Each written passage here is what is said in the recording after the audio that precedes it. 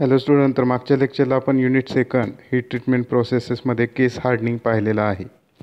केस hardening म्हणजे आपल्याला अशी रिक्वायरमेंट असते की वरचा सरफेस हार्ड आणि वेअर रेझिस्टन्स पाहिजे आणि मधला जो भाग आहे त्याला आपण कोर म्हणतो, तो सॉफ्ट आणि टफ पाहिजे.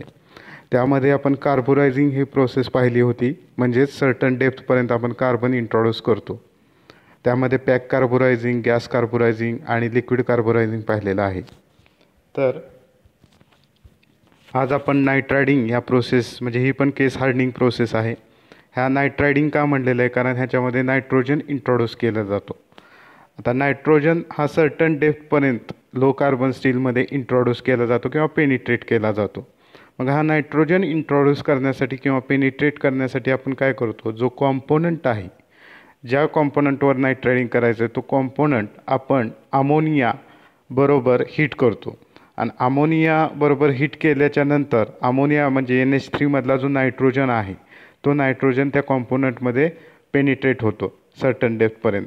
आता आपला जो होल्डिंग टाईम आहे, ह्यामध्ये होल्डिंग टाईम आपल्याला जास्त लागतो, त्यामुळे हे लॉंग सायकल टाईम असं त्याचं डिसॲडव्हान्टेज आहे.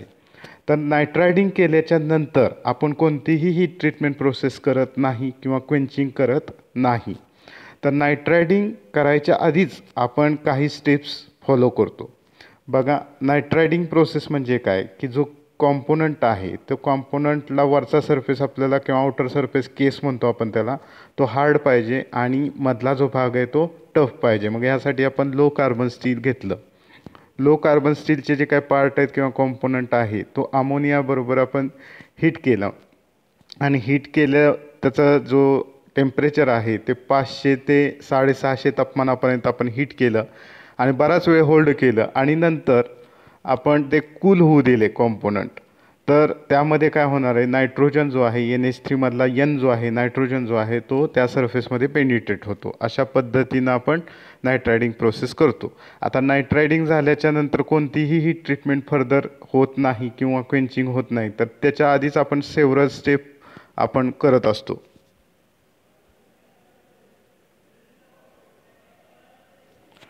बघा, इथं दाखवलेलं आहे की एक कंटेनरमध्ये आपण वर्कपीस ठेवलेला आहे आणि त्याच्यानंतर त्याच्यामध्ये तो अमोनिया जो आहे NH3 तो त्याच्यामध्ये आपण गॅस इनलेट दाखवलेला आहे, त्यामार्फत आपण अमोनिया जो आहे तो आतमध्ये कंटेनरमध्ये भरला आहे आणि वरनं तो पॅक केलेला आहे जेणेकरून अमोनियामधला हा बाहेर जाऊ नये. मग तो जो कंटेनर आहे ज्याच्यामध्ये कॉम्पोनंट आहे आणि अमोनिया भरलेला आहे तो फर्नेसमध्ये ठेवला आणि फर्नेसमध्ये ठेवल्याच्या नंतर 500 तापमानापर्यंत हीट केलं.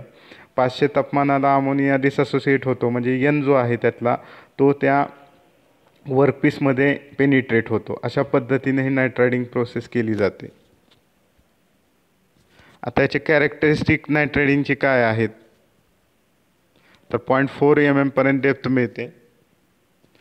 करोजन रेझिस्टन्स हा चांगला मिळतो आपल्याला आणि एक्स्ट्रीम हार्डनेस आपल्याला त्यामध्ये मिळते.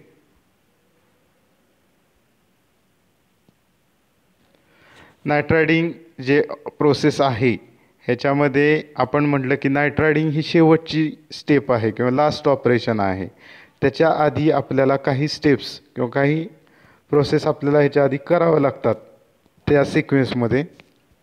तर पहिली स्टेप आहे ऑइल हार्डनिंग करायचे, म्हणजे 850 ते 900 तापमानाला जो कॉम्पोनंट आहे तो हीट करायचा आणि ऑइलमध्ये क्वेंच करायचा. बिफोर नायट्रायडिंग ही पहिली स्टेप आहे. नंतर टेम्परिंग करतो. हार्डनिंग झाल्यावर आपण टेम्परिंग करतो. आता इथं हाय टेम्परेचर टेम्परिंग आहे, 600 ते 650 तापमानाला आपण टेम्परिंग करतो, जेणेकरून त्याच्यातली इन्स्टॅबिलिटी जी आहे किंवा जे काय ब्रिटलनेस आहे तो कमी होईल, डक्टिलिटी थोडी वाढेल. टेम्परिंग प्रोसेस आपण पाहिलेली आहे. त्याच्यानंतर रफ मशीनिंग करतो.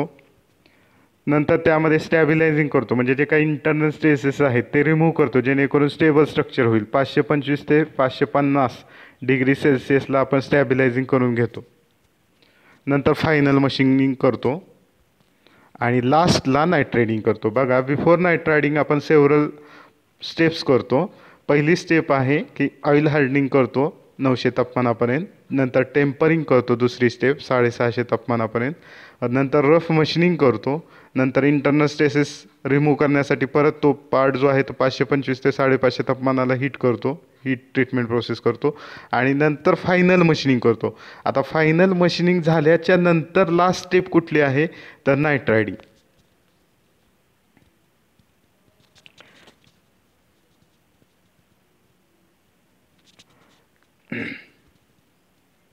तर नायट्रायडिंग प्रोसेसमध्ये काय आहे की एक हीट रेझिस्टन्स कंटेनर असेल.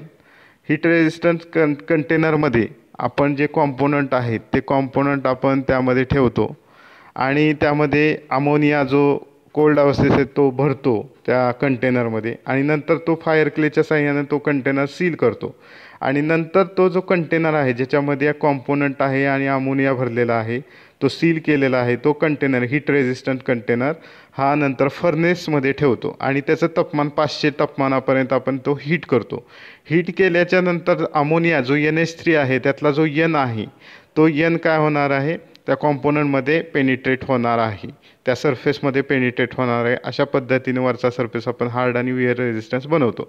आता आपण जो 500 तापमानाला हीट केलेला आहे त्याचा होल्डिंग टाईम जो आहे तो 40 ते 100 तास आहे.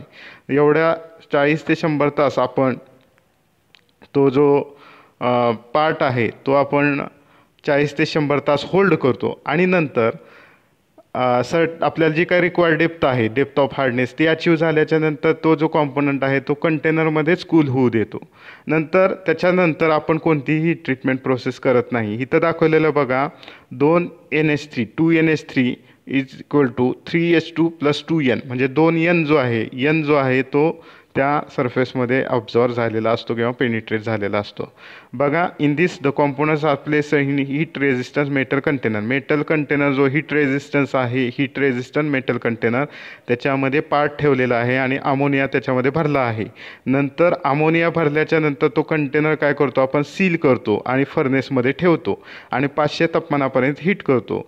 आता ह्याच्यामध्ये अमोनिया डिसोसिएट होतो आणि नायट्रोजन जो आहे तो सरफेसमध्ये ॲब्झॉर्ब होतो 500 तापमानाला. आता जो होल्डिंग टाईम आहे तो 40 ते 100 तास आहे, लॉंग सायकल टाईम आहे आणि नंतर आपल्याला रिक्वायर्ड डेप्थ अचीव झाल्याच्या नंतर आपण तो काय करतो कॉम्पोनंट जे आहे ते कंटेनरमध्येच कूल होऊ देतो आणि नंतर आपण कोणतीही ट्रीटमेंट करत नाही.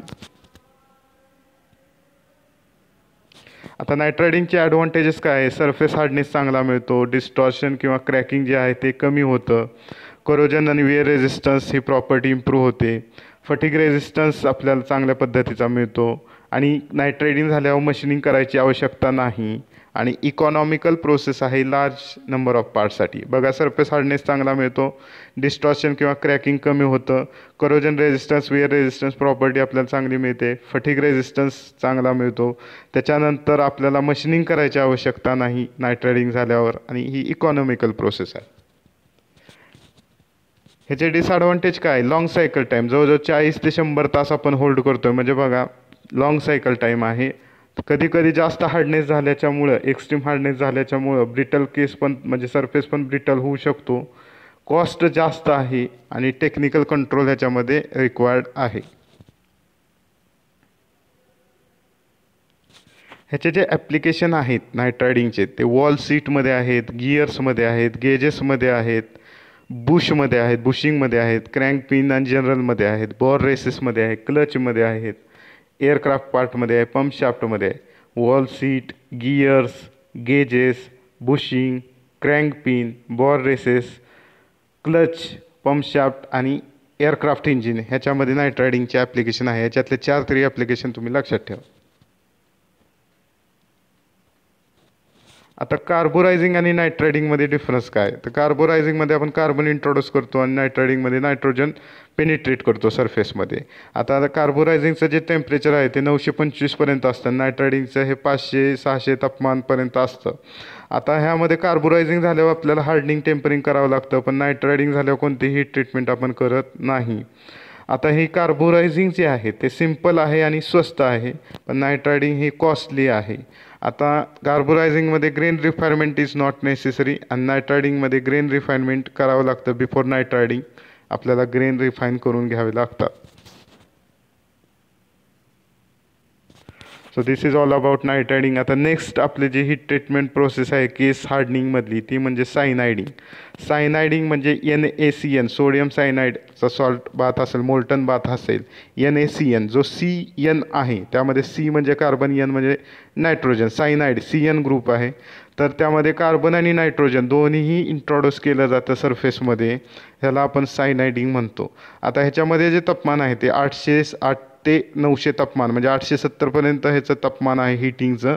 आता ह्यामध्ये जो कॉम्पोनंट आहे ज्याच्यावर सायनायडिंग करायचं आहे तो आपण काय करतो, मोल्टन बाथमध्ये इमर्स करतो म्हणजे बुडवतो. हा मोल्टन बाथ जो आहे तो सोडियम कार्बोनेट किंवा सोडियम सायनाईड ह्याच्यापासून, सोडियम क्लोराईडपासून बनलेला असेल आणि नंतर तो हीट करतो आपण कॉम्पोनंट, म्हणजे जेणेकरून कार्बन आणि नायट्रोजन त्याच्यामध्ये इमर्स जो पेनिट्रेट व्हावा सरफेसमध्ये.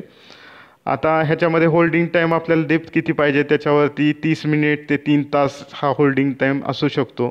आणि नंतर आपण ते पार्ट काढून घेतो आणि क्वेंचिंग वगैरे करू शकतो.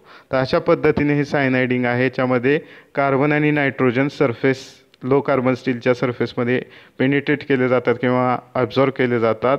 आता ह्यामध्ये काय होणार, वरचा सरफेस हार्ड होणार आहे, मधला जो कोर आहे तो सॉफ्ट असणार आहे.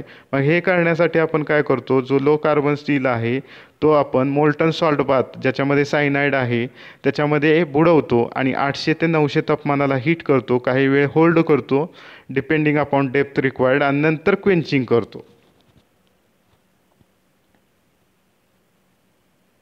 बघा, लो कार्बन स्टील जो आहे तो इट इज हीटेड बिटवीन 800 ते 870. आता जो सॉल्ट बाथ आहे तो sodium cyanide, sodium chloride, sodium कार्बोनेटचा बनलेला आहे. त्याच्यानंतर ते 800 ते 870 तापमानाला हीट केल्यावर होल्डिंग टाईम जो आहे ती 30 मिनिट ते 3 तास एवढा असू शकतो. जेवढी आपल्याला डेप्थ रिक्वायर्ड आहे त्याच्यानुसार होल्डिंग टाईम असणार आहे. आणि नंतर आपण क्वेंचिंग करतो ऑइलमध्ये किंवा वॉटरमध्ये. आपण हा जो पार्ट आहे तो नंतर काढून घेऊन क्वेंचिंग करतो. आता सायनायडिंग जे आहे त्याच्यामध्ये केस डेप्थ जे आहे ते 0.8 mm पेक्षा जास्त मिळत नाही. आणि ह्यामध्ये जो नायट्रोजन आहे तो हार्डनेस इम्पार्ट करतो हा, आणि जो काय कार्बन आहे तो पुढचे जे काही म्हणजे जे काही क्वेंचिंग होणार आहे त्याच्यासाठी प्रिपेअर करतो पार्टला.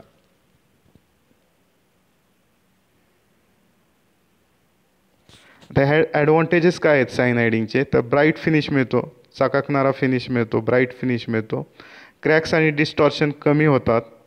आणि जो काही केसपासून कोरपर्यंत जो हार्डनेस आहे तो जो काही चेंज होणार आहे तो ग्रॅज्युअल होणार आहे. आणि सरफेस विअर रेजिस्टन्स होतो. तर हे त्याचे ॲडव्हान्टेजेस आहेत. पण ह्याचे डिसॲडव्हान्टेज असे आहेत की सायनाईड हे पॉयझनस आहे, त्यामुळं केअरफुल हँडलिंग हे आवश्यक आहे. त्यामुळं अनहेल्दी फ्युम्स तयार होऊ शकतात, धूर वगैरे विषारी तयार होऊ शकतो. त्यामुळे केअरफुल हँडलिंग आपल्याला रिक्वायर्ड आहे. आणि त्यामुळं जो सायनाईड आहे तो पॉयझनस असल्यामुळे तिथं रिस्क आहे. त्याचे युजेस जे आहेत ते स्मॉल पार्ट्समध्ये होतात, शक्यतो स्क्रूमध्ये, नट किंवा बोल्टमध्ये, नट बोल्टमध्ये, स्मॉल गिअर्समध्ये हे सायनायडिंग केलं जातं.